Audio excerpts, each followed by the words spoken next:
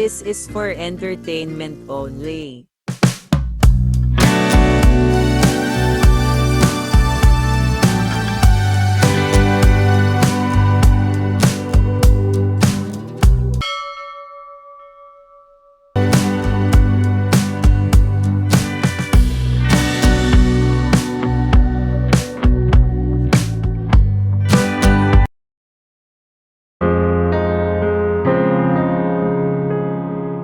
Scorpio. Isa na namang makabuluhan at makamundong linggo sa iyong buhay, maging masayahin at patuloy lamang sa iyong pagsisikap upang magkaroon ng pampalasa sa buhay, dahil hindi alam kung kailan na bago ng planeta ang iyong mood. Gayunpaman, ikaw ay gumawa ng mga hakbang na kapana-panabik sa iyong hinaharap upang mapanatili ang iyong pag-asa na magdudulot sa iyo ng kaligayahan at kasiyahan. Ikaw ay magdadala sa linggong ito ng mga halo-halong karanasan at damdamin. Sa pag-ibig, asahan ang mga nakakapreskong sandali ng linggong ito, ngunit dahil sa pamumuno ni Pluto, malamang ay dapat maging maingat ang iyong kaparehas sa iyo, dahil kaya mo ang agarang pagsang-ayon sa mga desisyong biglaan lamang dahil sa iyong emosyon. Sa kabilang banda, iyo namang sinusubukang balansehin ang iyong trabaho at pag-ibig sa pagiging praktikal at mapangahas. Tandaan na, makinig hanggat maaari bilang pag-unawa sa isa't isa. Ito ay ang pundasyon na patuloy na magpapatibay sa inyong dalawa. Pisces. Ang iyong linggo ay bubuo ng maraming pag-uusap sa video call at community zone mula sa iyong mga kaibigan at malalapit na mga kamag-anakan. Ikaw ay masisiyahang makipagkwentuhan sa paborito mong tao.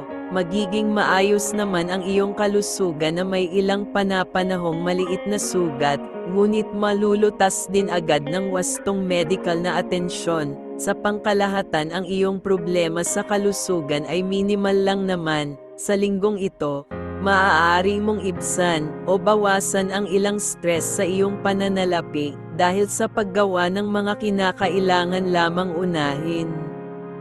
Ang inyong bukas na communication at malalim na pag-unawa ay mahalaga sa linggong ito. Ang iyong pagiging mahabagin ay maaaring pahalagahan, at ang iyong pagbabahagi ng iyong mga pangarap at takot ay magpapatibay sa inyong pagsasama. Cancer. Dapat mong subaybayan ang iyong mga emosyon sa linggong ito dahil maaari itong humantong sa mga komplikadong sitwasyon at matangay. Ang iyong pagiging matulungin sa mga taong nakadepende sa iyo ay magpapatuloy. Ang iyong linggo ay puno ng pasanin at mga unawain. Mayroon kang isang talakayan na nabigong ibigay ang tamang kasagutan na iyong ninais na makuha o marinig. Maaari kang kumuha ng malalim na pagsisid sa kanilang mga social media. Mababago ang iyong mararamdaman sa impormasyong iyong makukuha. Maaari mong asahan ang isang romantiko sa iyong karelasyon ngayong linggo. Iwasan ang tsismis sa ibang romantikong relasyon dahil maaari itong humantong sa kaguluhan sa iyong buhay.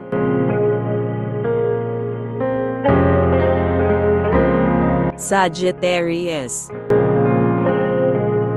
Maaring mas malungkot ka kaysa sa karaniwan, ngunit mayroon isang simpleng lunas para sa iyo, ang iyong mga kaibigan na gustong gumugol ng oras sa iyo, at ang mga bituin ay nakahanay na parang naghihikayat sa iyo na tuklasin ang mga bagong abot tanaw na metaphorical, ngunit mag-iingat sa mga mapusok na pagkilos sa ilalim ng impluwensya ng Mars, na maaaring gumambala sa iyong karera at pananalapi. Maaaring mapalakas ang iyong pagiging agresibo sa iyong negosyo, ngunit maaaring tumigil ng bahagya ang iyong pananalapi. Ang ilan sa mga relasyon ngayong linggo ni Sagittarius na malapit ng masira ay magkakaroon ng bagong buhay. Ang iyong buhay pag-ibig ay umuungog sa kaguluhan, tumuon sa mga ibinabahagang interes at lumikha ng mga makabuluhang sandali na magkasama.